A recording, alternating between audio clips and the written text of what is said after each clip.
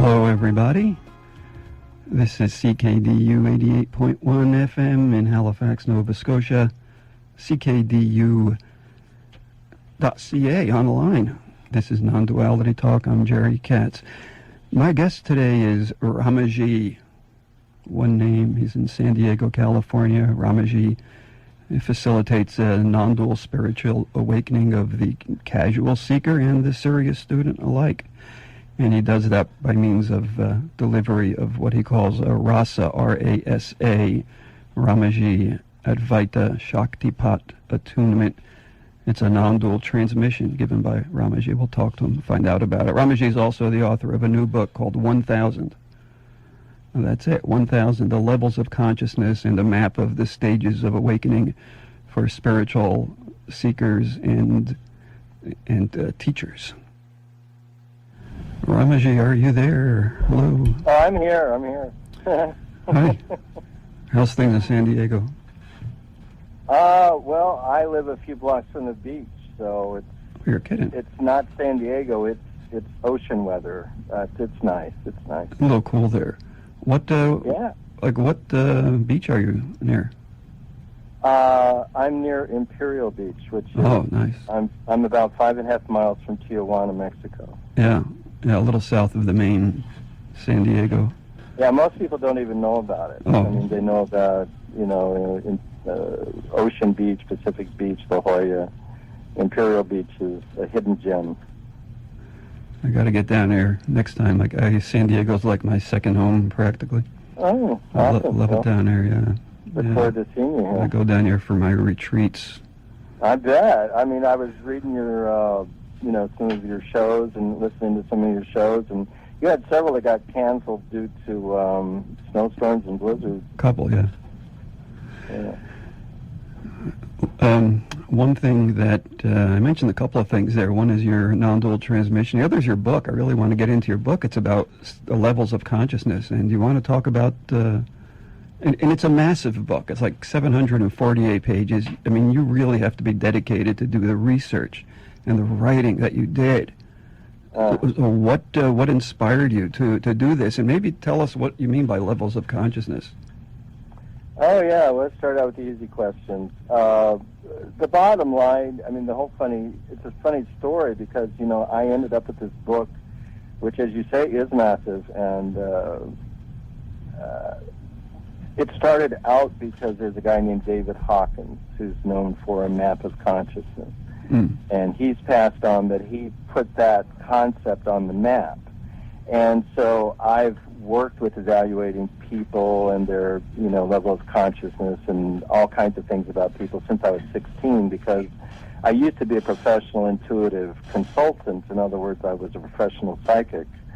And so I had a Kundalini awakening when I was 16, and so I could see auras and chakras and ghosts and all this, demons and all this stuff. So I was just thrown into this whole thing of being tuned into people at another level, the non-physical level. And then eventually, because of that Kundalini awakening, which involved an ego death experience at the age of 16, I was just thrown into it. And so I needed to make sense out of things, and I had my own experiences of bad teachers, and I said, I need to sort this out. But anyway, the way the book originated was David Hawkins had put two of my favorite gurus, my personal gurus that I've interacted with, Nishikadata Maharaj and Ramana Maharshi. He had put them at 720 on a scale that goes to 1,000, where non-duality, just any kind of run-of-the-mill realization of non-duality starts at 600. So he's putting them at 720, and 600 is the low point. And to me, they were absolutely, definitely at 1,000. So I went and checked myself using this finger ring technique, biokinesiology, but it's really not about the technique. It's really fundamentally about the ability to feel the other person. It's a function of empathy. So I am super empathic and always have been since I was a teenager, so it's pretty easy for me to be empathic, with anybody. And so I just was like, they're obviously 1,000. And then I thought, well, I can't just let this be. I mean, this is just wrong. I have to put it out there that Nishikadata and Ramana at 1000, and I ended up writing this book. All I intended to do was do a post on my website. And one thing led to another, and I was telling my group here in San Diego about it. It's a pretty small group, but we have a lot of fun. And they're all like, hey, that's really cool. We want to know about LOCs, level of consciousness of various teachers. And I just got swept into it. It just got bigger and bigger, and I was working with one of my students who's now an enlightened person. And so he was helping me, and he was stoking the fires and making it better and bigger and badder and covering more things until it ended up being what it was. But it actually pretty much wrote itself effortlessly. It was like there was this gigantic wind at my back. And it really, even with all the research and everything, it took a little bit more than a year. But it was the distillation of decades of involvement in process and study. So it was as if I had prepared for the exam, like over-prepared. Then when I did the exam, doing the questions was like boom, boom, boom. So writing the book was boom, boom, boom because I already had it all prepared. I just pulled it together, but I didn't know why I had prepared all these things until I wrote the book. Then it all just fell into place. What do you mean it all fell into place? Well, writing the book. Yeah. The book all fell into place, but you said you didn't know why, or... Well, that's what I say. I mean, put yourself in my space. All I'm doing is responding to David Hawkins' comment that Nisuddhata and Ramana are not at 1000. That I didn't plan to write a book. Yeah, you just started with one thing and related from one to another. And in your book, you rate a lot of current people too. A lot of people that are living and very little known. Some people aren't really known at all. Like, well, I did my best, and I asked. Well, I did my best, and I asked like 10 different people who they thought ought to be in there, and initially I was only going to put dead people, and Court and this other guy Fred in my group. He was just like, oh, come on, you got to talk about living people. We got to spice this thing up, we got to let's have some controversy. And I was like, okay.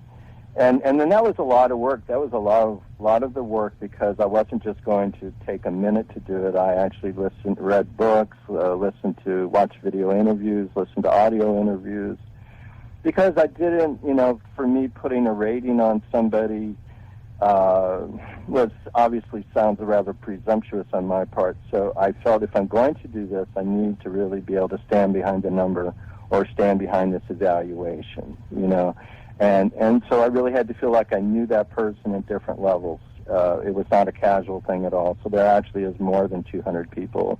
I tried to hit all the big names, but I guess I didn't.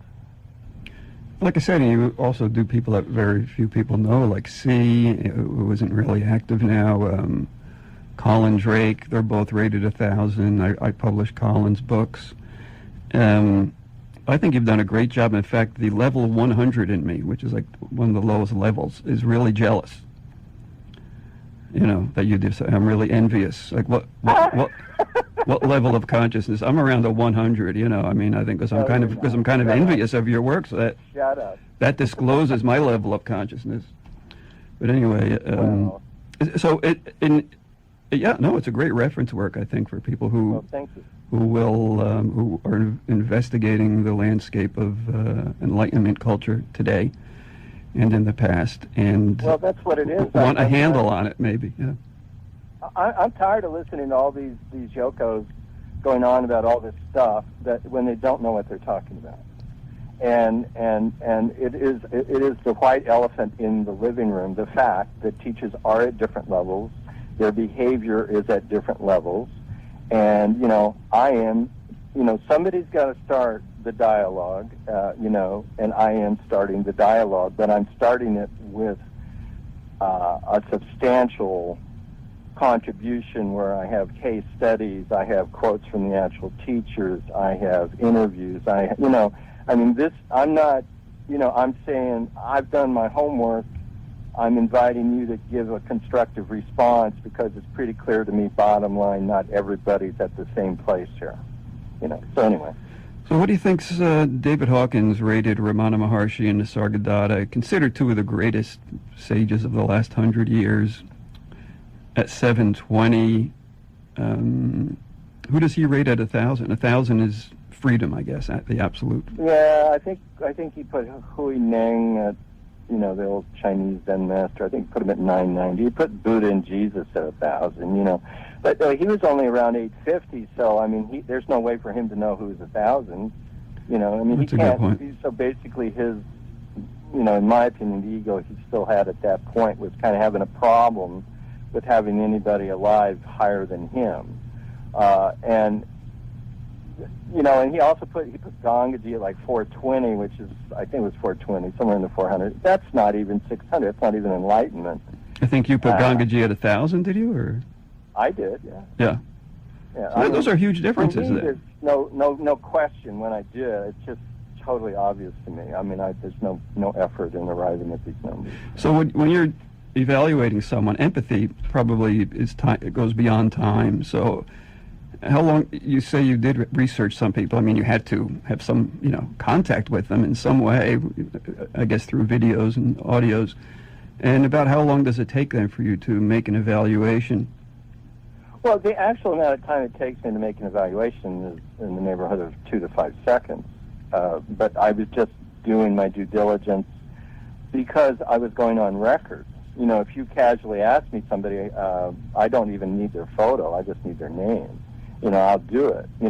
But due to the fact that, when you write a book, it's in stone now, I really bent over backwards just to be able to say that I did the research, even if I didn't necessarily think I needed to do it. I could just say to you, I did the research, you know what I mean? Which was, ideally would be videos, because when I watch a video, I think it's a common experience, but when I watch a video, I can, I totally get the feeling of being with the person. Furthermore, when I look at a video, if I didn't really check the aura, sometimes I did, but you can see the aura on the video. So, in a few cases where person was questionable, I might look at their energy field. But generally speaking, it's a matter of, and I talk about it in the book, where essentially it's a question of how much mental density do they have. So the 1,000 person has, for me, no perceptible mental density. There's no outer protective layer, no outer, I kind of visualize it as like a bell shape, and in the person who hasn't awakened yet, there'll be like a thick bell, kind of looking like the Liberty Bell, and it might even seem like it's made out of metal or concrete that's around their head, and kind of maybe even down around their shoulders. I'm not saying I necessarily see that, but that's like kind of the symbol for it. And that's why you can't get through, because they've got this armor plating of their mind. It's so dense. And then what happens as the person begins to have enlightenment breakthroughs, even if they don't stabilize in enlightenment, meaning above 600 in non-duality, those are creating big holes in this mental armor. And eventually it fragments, and eventually it opens up, and then you're in the process of dissolving the mind. And the thing is dissolving the mind doesn't usually happen overnight. It's a process, and there's a number of places along the way where a person can stop and feel pretty good about where they're at, and that's where the stages in enlightenment, come from. Do you want me to talk about them real briefly? Yeah, I do want to talk about the stages of enlightenment, and I think what's interesting is that when you talk about this density or this armor, a lot of people might not realize that different kinds of spiritual perception, understanding, insight, and even different kinds of awakenings can still leave a person with some of this armor and some of this density. So maybe, you should talk about, if my understanding of this is correct, so maybe, I would talk about some of the levels of consciousness and what characterizes them, maybe what kind of spiritual experiences characterize them. Well, this is, the bottom line is I was doing LLCs of teachers and students, and I'd also kept journals since I was a teenager. And what happened is, again, I wasn't trying to write a book. I was simply gathering data. And I would look at all these people that were 600 teachers, and I'd go, holy cow, they got all these things in common. And then I'd be looking at 700 teachers, and I'd be like, man, I see a theme with these people I didn't see with the 600s. And then I really couldn't find very many 800s, and I'll explain that in a moment, and not very many 900s. And then there was a bunch, around a dozen or so at 1,000, and they all had something in common. So I just discovered it. The map of consciousness, there's that fancy, map that a graphic arts friend of mine, student did. And it's really nice, but that's like after the horse left the barn. I mean, that's just kind of, it's there as a guide, but I didn't start with that. That was about the last thing I came up with. What I started with was just looking at data, just looking at, so what I found with the 600s is there's an awful lot of kind of misbehavior going on at that level, and then at the 700s, a fair amount, not as much as the 600s. Then you get to the 800s, 900,000, basically everybody's behaving themselves. And in the 600s, what's going on, and again, I was referring to my own experience because I had documented my own journey over a period of 16 years since my awakening in 1992, thanks to Rama's spouse, my guru. So I had documented that, and I put that in the book. I say, here's what I thought at the time was going on. So when I was in the 600s, I put in the book, here's how I experienced it. And I thought it was a cat's meow. When I was in the 600s, oh yeah, this is it, baby.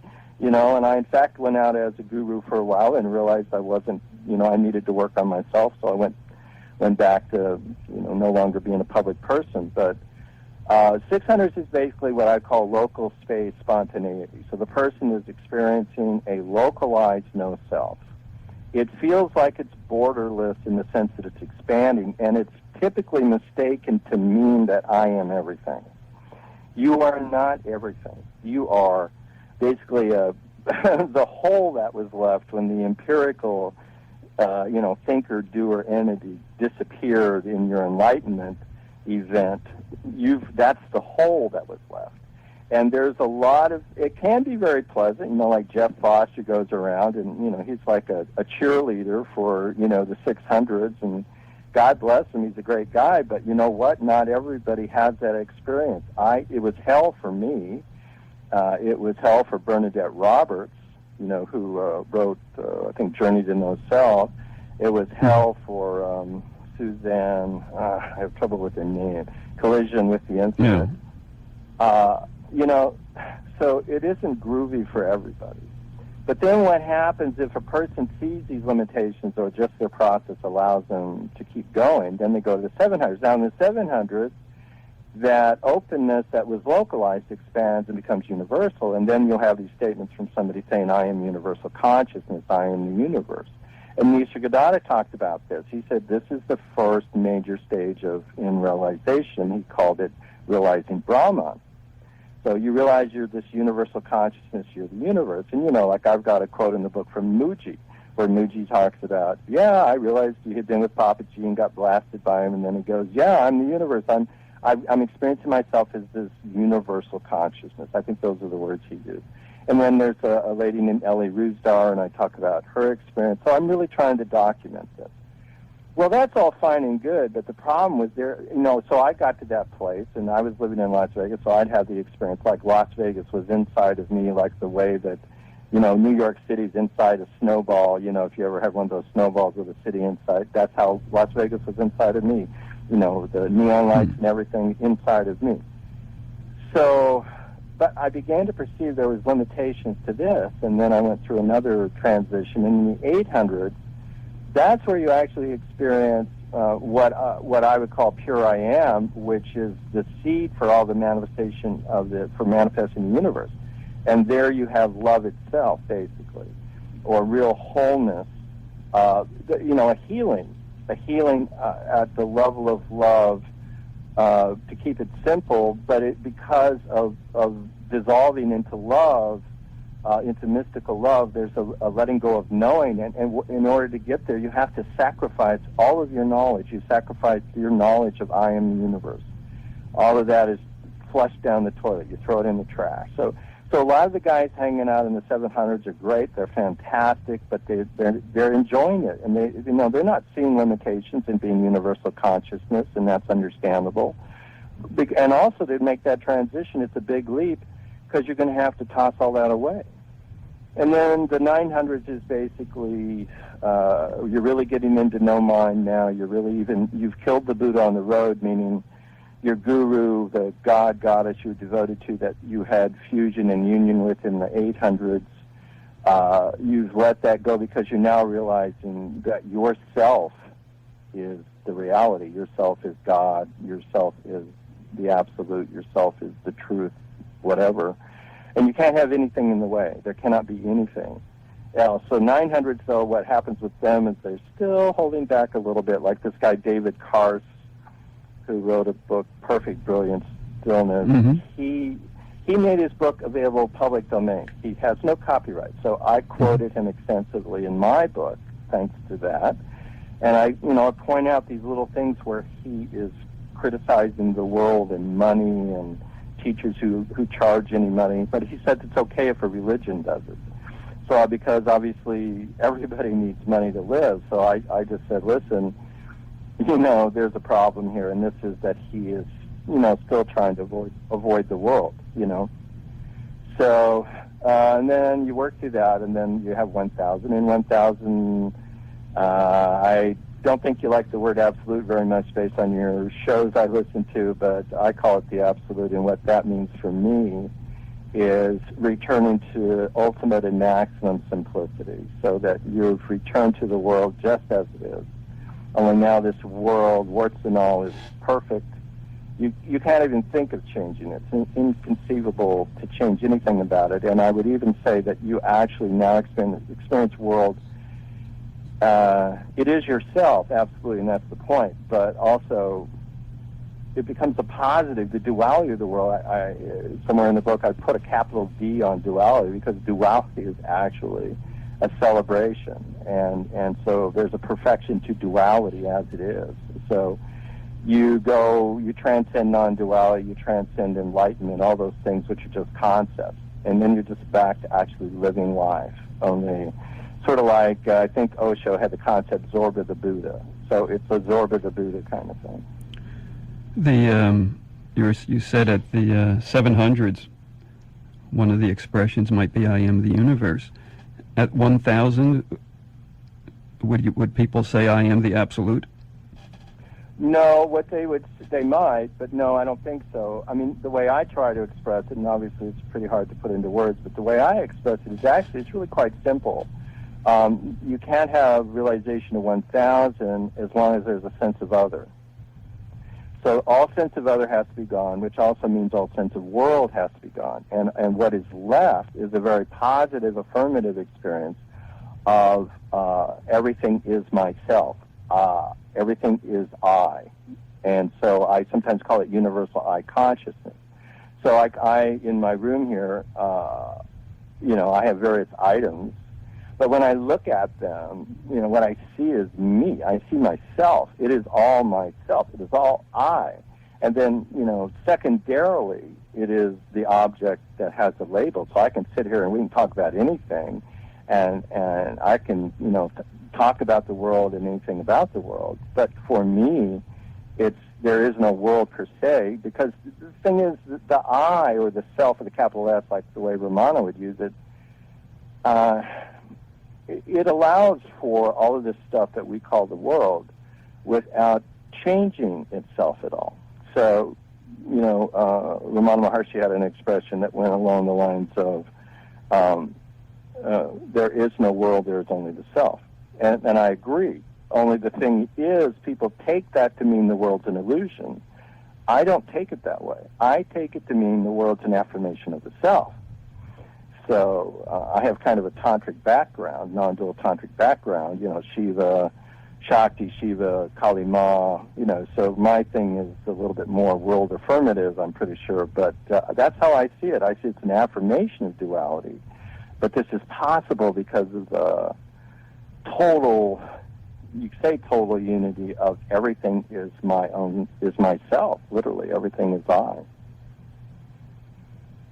Yeah, let me... people listening might be saying, some people might be at 1,000 and they're just listening and enjoying it, and other people might be saying, well, wait a minute, maybe I need to go a little further. out of these levels, maybe starting with 500, which ones can someone get? Which ones can someone get by practice? And which can't you get? Which sort of comes down by virtue of grace, if you will? Can you talk about getting it through practice versus, level 1,000, you don't stop for a sandwich, then say, well, I'm going to get level 1,000 now. It's well, I'm totally in favor. I mean, my whole mission is to get everybody to 1,000.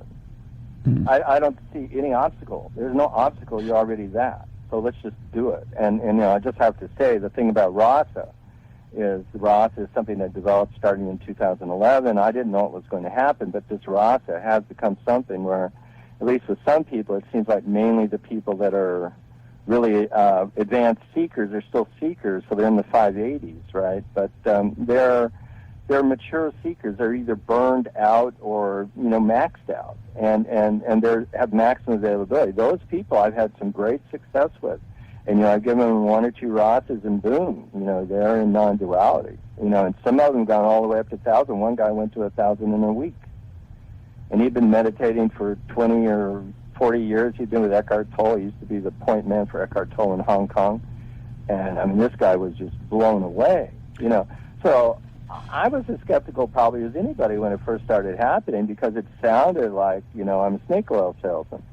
But it is coming from the fact that I, really do everything I can to embody what I'm talking about, that I love other people as my very own self. And so I want them to be happy. I want them to be free. It's as important to me as my own happiness. And so maybe for that reason, maybe the RASA, along with, Divine Mother, because I'm a devotee of Divine Mother, maybe that's why it's coming through me. But whatever the ultimate reason, it kicks ass. I am kicking spiritual butt with this RASA thing. And so, like, the thing to do, like, my thing is, yeah, we can talk and everything, but, if you're open to it, I mean, I do ask for a certain amount of money. I think it's very reasonable. And I have found, actually, that works better. I used to do it for free, and now by charging a little bit of money, it just seems to clarify the roles and the relationship. So it's actually very practical. But anyway, I'd just come on down, I mean, I can't make a guarantee, but I'm not about talking. I'm about action, and I have seen it happen overnight more than once. So that's what I'm about. That's what I do. But all of this is it's almost like, good, I got this out of the way. I got this 1,000 book out of the way. That's kind of like my Bible and Testament that I'm going to leave for the future, for future generations. I'm going to establish some kind of trust so that it keeps being printed, even after this body is gone. But anyway, I lost your question in like going into my RASA rap there, so perhaps you could repeat. Well, I'll just follow up on that. On this RASA, which is the Ramaji Advaita Shaktipat Attunement, it's a non-dual transmission. People can find out about you and more about you by going to ramaji.org, right? So right. I just want to give out that's the contact. Yeah. That's a contact point. You mentioned that through this RASA, a person can be brought to the level 600, right? Above it, yeah. Or at least level 600, maybe above it. And maybe if fortune is smiling upon them, they can maybe achieve 1,000 within a week or a period of time. Well, that was the exception. That's like that where they say the notice results vary, and these are exceptional results. That's exceptional. I've had a total of 4 people go to 1,000 since I started doing this publicly in early 2012. So so prior to 1,000, there's a little bit of the eye, a little bit of density, a little bit of contraction there. What gets rid of that? I mean, can you do anything, or what can be done to get rid of that final drama of the flesh, if you will? Well, I believe that the single most important factor is simply that you care about it more than anything else. I mean, I went through all kinds of obstacles and detours that I know other people are stuck in, and it took me 16 years, from 1992 to 2008, where I felt that I had completed this process. So that's 16 years of unrelenting, daily, conscious effort, where this was the number one priority in my life over anything else. So if a person is ready to cop out at any level, guess what? There will be a consolation prize, probably with a limousine attached. You know, I mean, I fell into all of these. I write about it in the book. I fell for this, I fell for that, you know, but I eventually saw through it. Because in my heart, I wanted to be free. In my heart, I wasn't willing to accept anything that felt like a limitation. I wasn't willing to accept anything, you know, and I was going to go for it in this lifetime. Now, if a person doesn't have that, now I didn't have RASA to benefit me, you know, but I believe still, regardless, that is the core factor more than anything else, you know. So a person has to be honest with themselves. We are human beings. We have trouble being honest with ourselves. And, you know, if you're honest with yourself, you know, Jesus said, you know, where your, you know, heart is, that's where your treasure is, or something like that. So basically, I mean, you know, it's a universal teaching. I'm sure it's not original with me, but basically it's got to be your passion. If it's not your passion, what are you doing? It's just a hobby. You know, I see that all the time. The main thing is indifference. The main problem is ignorance and indifference. They don't care. People don't care. You know, that's why we have the political problems we have on the planet. If people just meditate half an hour a day, you know, like with the TM studies, experiments, if people just meditated around the world half an hour a day, all the political structures would collapse, and we'd have peace on Earth. I think that's all it would take. Yeah, sure. Mm-hmm. But they don't care. They'd rather watch TV. They'd rather do whatever, you know. But half an hour, that's all it would take. Well, let's talk about that. I mean, there are layers and layers and layers of conditioning. And, you know, you would think that the corporatocracy and the military-industrial complex, so to speak, kind of want to keep it that way. You know, they want people conditioned. I mean, nobody who wants control wants the people knowing, wants people at a level 1,000. Well, what I can say from my perspective, okay, is that all of those things are thoughts. That's all they are. Even the world itself is just a thought. So since the world itself is just a thought, or thoughts, then what are these corporations and countries? And you can see it because you look at history. What happened to Rome? Where's Rome now? I mean, there is a Rome, but I mean, there used to be a Roman Empire. What happened? You can do that with anything. So basically we see they are subject to change. They are temporary. They might last longer than one human lifetime, so we think that they're immortal, but they're not. And they're all just thought-based. So basically what's going on, what's holding them in place, why do you have, say, 7,000 people controlling 7 billion people? The reason is that the 7 billion people are acting like slaves. All these 7 billion people have to do is, you know, just, you know, stop. I mean, well, honestly, I think the simplest single thing I believe that would be most powerful is simply to start meditating. And then that would decouple them from all kinds of things. I mean, I could say, you know, stop driving your car, or, you know, I could say stop watching television, but I want to be affirmative. I believe that just simply, in other words, it's chains of thought that are unbroken. So the average person gets up in the morning and they immediately believe they're the body. And then they spend all day basically doing something for the body, a slave to the body. And because they think they're the body, then this puts them in a position of being a slave to the corporations. When you meditate, you open up a space in yourself where that identification gets softer and weaker, and it opens up. And as a result, the thought chains are less they're less controlling, and they're less of a torture. More space starts to open up in these thought patterns. And that space, if you have 7 billion people meditating, you know, it's going to topple the whole thing down, because it's actually being reinstalled every single day. People think, you know, like these corporations and governments, that they just are lasting day to day. No. They have to be reinvented every single day. So every person on the planet has to agree, or not every person, but most people agree, okay, we're going to have this government again today. We're going to have this corporation again today. I mean, you know, I've done plenty of research into, say, corporations and how they operate. They are totally dependent upon the people. If the people do a financial embargo, that corporation is nothing. So basically, if people, for example, meditate and become clear that junk food is no longer healthy for them because they become attuned to their bodies with extreme sensitivity and they realize that 90% of this stuff is poison, they stop buying. What happens to that corporation? It's gone.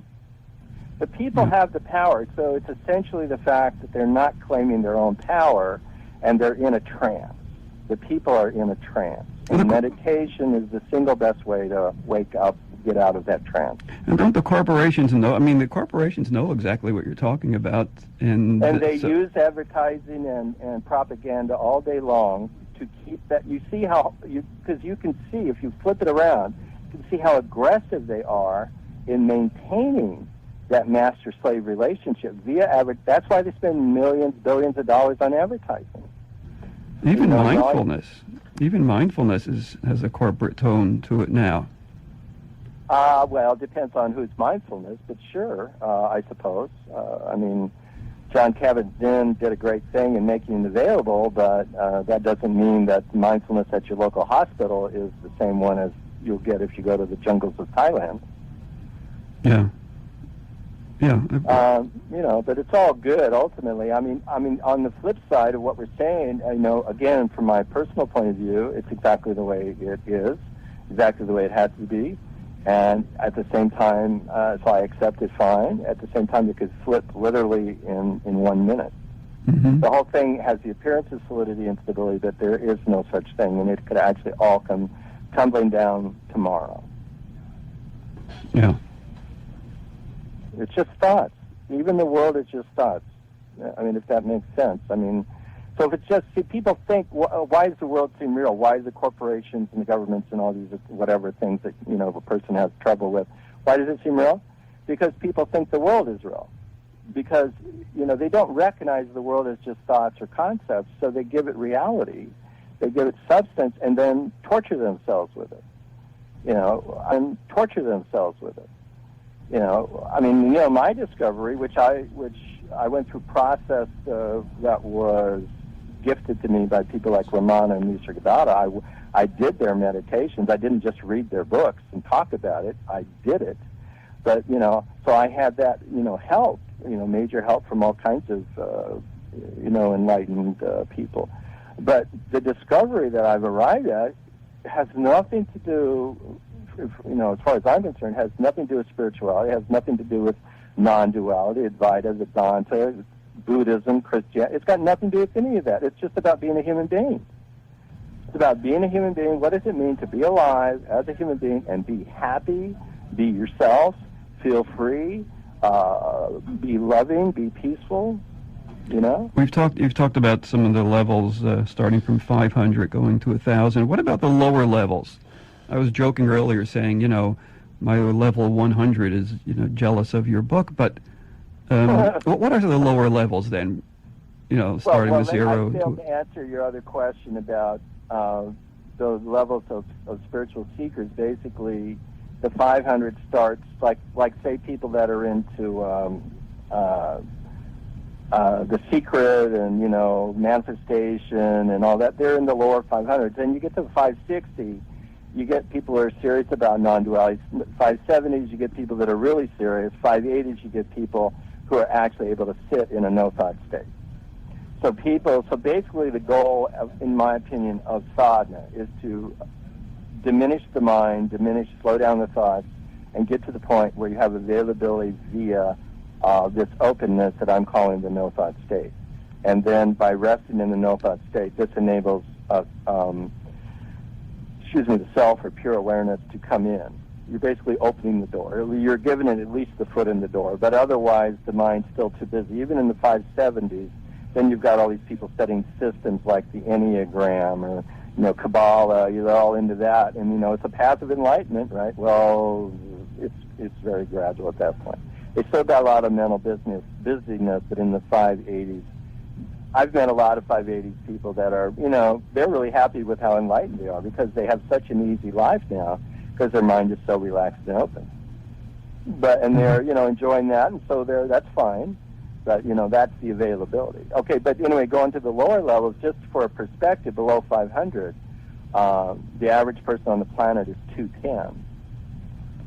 Mm-hmm. Okay. What does that imply? So that tells you anybody who's even interested in spirituality, meaning above religion, not religion, but pure spirituality, which for me starts at the 500, is way above the average. And, but anyway, these other levels, I mean, I talk about it in the book just to, talk about it, but serial killers, you find them in the below 100, and the dictators, you find them below 200, between 100 and 200. Like Eileen Wuornos, who was famous for killing some of her Johns, I think 7 men. She was a prostitute. I think she's like 175. So she was filled with pride and rage. Below like the 100s, you get like really just animalistic. I mean, these people don't even have a concept of hell yet. I mean, they're just, it's all survival. It's like, it's hardly, so it's really, this is the funky monkey part, and then it's only like when you're getting 300, you start to, Tanya Harding's in there. And then 400, you get scientists, I mean, some of the scientists are up there like Einstein. I forget, he's in the 500 somewhere. Mm-hmm. But a lot of them are in the 400. A lot of the millionaires and billionaires are in the 400s. A few are in the 500s. I have Bill Gates at like 524. I think I have Oprah Winfrey at 582. So Oprah Winfrey's the rare exception, but I think anybody can look at her and her life and go, yeah, she's the rare exception, So, it's basically the power of the mind is getting stronger. First, there has to be the emotional opening. So, emotional opening, getting in touch with your feelings and empathy and sympathy, and not seeing everybody as a threat. That takes place in the 300s, and then 400s, the mind really kicks in. You get the development of the intellect. And then 500 is, now that you've got, emotions and mind firing on all cylinders, now you can actually address what really matters in life, which is your soul or your spirituality. But you have the clarity of, you're able to transcend religious conventions. I mean, most people I've talked to about religion that are not in non-duality, they're just regular folks. Their experience of religion is roughly equivalent to what they experienced as a 6-year-old. They haven't done any study. They haven't done any independent thinking. I mean, their understanding of religion and God is that of a child. So, that's what's going on. Is like I said, people just don't care. I mean, which is why I go to an evolutionary model, because it's pretty darn clear that people are at different levels. Ramaji, I mean, just because a person is in survival mode, maybe a guy who's 1,000 got into a plane crash and he's got to eat another human being, or maybe he's got to kill someone, or maybe he's got to do things that are associated with lower levels. Maybe he enjoys the religion he was brought up in and goes to the church or synagogue just out of joy. Yeah, maybe he does actions which can be associated with the very lowest levels. Yeah. What's the difference? Simply awareness, or? Well, what's the difference is first of all, anybody who's established, usually the cutoff would be around 628, so they'd be in the middle to upper 600s or higher. They're in non-doership. They're living spontaneously. So, as soon as a person's established in a non-duality and they're actually an enlightened person, in a way, all bets are off. Because they could do anything, say anything, be anything, and externally, that's why some people say you can't tell who's enlightened and who isn't, because you can't tell based on their behavior, their actions, their personality, etc. And to an extent, that's true. But basically, they're in non-doership, and so they could do anything. I mean, Ramesh Balsekar, one of his favorite things, I would go see him live as often as I could. I think I saw him about 6 times while he was alive, and one of his favorite things would be to say to people, because of the reality of non-doership, everything is God's will. What that means is, today you see me, tomorrow I might rob a bank and end up in jail, or I might kill somebody. He would say that to the group, and they'd be just like, okay.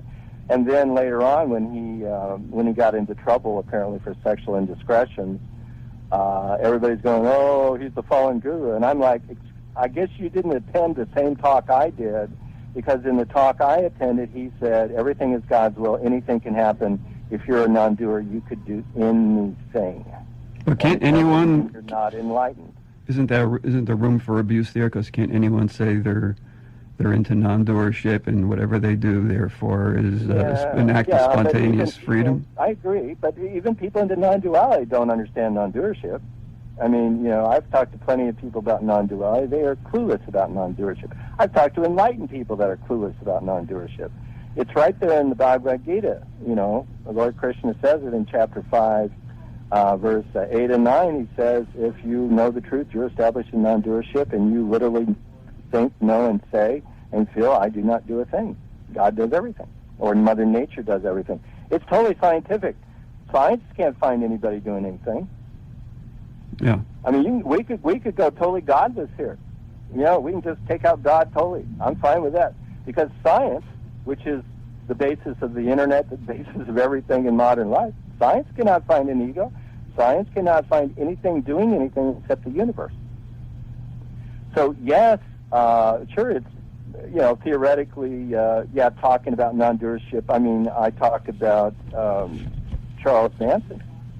Charles Manson was an enlightened person in the middle 600s, and he took his non-doership to mean that he could do anything.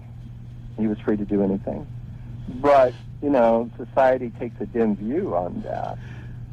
And my book is really, to a large extent, just from my own heart, a response to the fact that there is all this abuse. There is a fair amount of abuse, mostly sexual, but not only. And I'm responding to that to try to say a person can have legitimate enlightenment and at the same time have these behaviors because they've not worked that out. They haven't worked out the associated trauma or whatever it is, fixation in their subconscious yet. Whereas you look at, the top guys, at 1,000, I mean, basically, there's only one 1,000 person I could find that was really being a bad guy. The rest of them are impeccable. What was that? That's Sasaki Roshi, Zen Master Sasaki Roshi from Mount Baldy Zen Center. He's 105 now, and he's retired. But he was known for basically sexual... there's like over at least 42 reports of him sexually harassing. And All right, so Ramaji, should people believe you? About what? About what you're setting forth, about the levels of consciousness, everything about it, just everything you're saying. Well, I mean, they should read my book is what they should do, and then after they read my book, they can decide the value. I mean, what I'm talking about here, if you've never heard it before, you might think I'm just a system seller, I'm somebody who's, pitching a model. And for me, the model is the least of it. This is about being a human being, and I'm just concerned about my fellow human beings. I've been in the spiritual world marketplace, I guess you could say, since I was 16. I've experienced abuse myself. I've been on the receiving end as a student. This was back in the early 80s, and I just felt strongly if I was going to write a book that was my statement, my testament, I would have to talk about why are these teachers abusive? What does that say about enlightened people? And, so that's what this is. It's just me reaching out. And this model is emerged on its own due to the fact that, people at these different levels have similar characteristics. But, it's easily the subject of an intellectual dissertation, too, I suppose. But the main point is I care. That's what this is about, is that I care, and I'm just trying to especially help people who are students of non-duality, but they haven't awakened yet, and they're confused by all these different teachers who contradict each other, and then their behavior is worse than that of the people they personally know, and they're like, what's going on with this non-duality enlightenment thing, and I'm or Zen or Advaita or whatever, wherever the behavior is happening, and I'm trying to hold their hand and have coffee with them and talk as a friend and say, listen, I know it's confusing, but here's why. Here's my explanation, because just because a person's enlightened does not necessarily make them even happy. It does not improve their behavior necessarily. It's a process where once you're enlightened, a new level of purification takes place, because when you're a seeker, your ego process does not allow you to go to the depths of your subconscious. It's only after you awaken that then the full depth of subconscious, including past life karma, can be dissolved, can be exposed, dissolved, erased, worked through, eliminated. So actually there's a whole new level of work and a whole new level of purification that actually kicks in after enlightenment. And this is probably one of the main things I'm trying to communicate is just because you're enlightened doesn't mean the work is over. It means a new level, a new type of work has begun. And so people who go around saying, I know I've got it, but, they haven't started work on their purification at non-dual level, well, guess what? There'll be some surprises. We have about 3 minutes left. Just talk a little bit about that work of purification. Anything specific you can talk about? Well, you see, it's a function of the non-doership, because once you're in the non-doership, you cannot, then basically awareness begins purifying and working through everything. I mean, I had my awakening in 92 after being with Rami Spalsakar. I went out in 1994. I did this long retreat. I had experiences. It was okay. It was okay how it went, but I had experiences that told me I need to work on myself. I went back to working on myself. I had no clue at that time. I would just basically not really be a teacher except just very privately up until 2008, and even after that. So I worked privately, not knowing it was well over another decade. I just was working on myself. I just kept finding things that needed to be purified. I had lots of emotional issues, after my enlightenment. I still had lots of... I was very depressed, for example. I was more depressed in the 600s than I ever was in the 500s. And I wasn't alone. It's just, so I'm just saying you have to do the work. And if you stop at the 600s or 700s, you're only halfway there. If you're in the 600s, you're not even halfway there. But anyway, bottom line, get RASA from me, because all this is talk, and that's what I do now. That's where I'm headed. Also doing RASA with groups. I don't know how that's going to manifest, but that's my next direction. Well, yeah, Ramaji, and your website's ramaji.org. I enjoyed talking with you. You're clearly completely committed, and you're probably not committed. You're probably just, like you say, where you're coming from non-doership. It's all... Well, I am committed. Just what it is. I was laughing at the thought of getting committed. That's two different things. Getting committed, yeah, well... Yeah, you never know. Committed. I appreciate you recognizing I think people can hear you and listen to you and proceed from there. Go to your website, ramaji.org. Thank you very much. It's been my pleasure. Appreciated getting to know you and talking to you. And feelings mutual. Thank you very much. Thank you, Jerry. Have a good one. Bye. Bye-bye. And that was Ramaji talking to us from San Diego, California. Interesting. That's interesting. Interesting material. Levels of consciousness. There's a lot of truth, I think, in not just necessarily what he said, but in how Ramaji comes across. Yeah, I kind of like him. I want to thank you, everyone. I want to thank Ramaji and everyone listening at CKDU. Play a little bit of Prasad here and sign off. Coming up is Suburban Shadows with Nick BJ. So long, everybody.